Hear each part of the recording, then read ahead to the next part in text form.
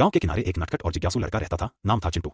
दिन भर खेलकूद में मशगूल रहने वाला चिंटू नई नई चीजें करने को हमेशा तैयार रहता था। एक दिन वह खेतों के पास खेलते खेलते जंगल की ओर चला गया। वहां एक पेड़ पर उसे मधुमक्खियों का बड़ा सा छत्ता दिखाई दिया। चिंटू की आंखों में चमक आ गई। उसे अपनी दादी की बात याद आई, जंगली शहद सबसे स्वादिष्ट होता है। बस फिर क्या था, बिना सोचे समझे उसने एक लंबी लकड़ी उठाई और पेड़ पर चढ़ने लगा। जैसे तैसे ऊपर पहुंचकर उसने छत्ते को लकड़ी से ठोकना शुरू किया। मधुमक्खियां गुस्से में भिनभिनाने लगीं। कुछ ही पलों में सैकड़ों मधुमक्खियां छत्ते से बाहर आ गईं और चिंटू पर टूट पड़ी।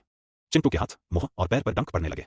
दर्द से चीखता हुआ वह नीचे कूदा और भागने लगा, पर मधुमक्खियां उसका पीछा कर रही थीं। उसी समय दूर से उसका पालतू कुत्ता शेरू दौड़ता हुआ आया। शेरू ने भौंकते हुए मधुमक्खियों का ध्यान अपनी ओर खींचा। वह इधर उधर दौड़ता रहा, जिससे मधुमक्खियां भ्रमित हो गईं और कुछ देर में उड़कर वापस छत्ते की ओर लौट गईं। चिंटू जमीन पर गिरा पड़ा था, आंसुओं और दर्द से बेहाल। शेरू उसके पास आया, उसके चेहरे को चाटकर उसे सांत्वना देने लगा। चिंटू ने शेरू को गले लगाया और दोनों वहीं कुछ देर तक बैठे रहे। थोड़ी देर में गांव के लोग वहां पहुंचे। चिंटू को घर लाया गया।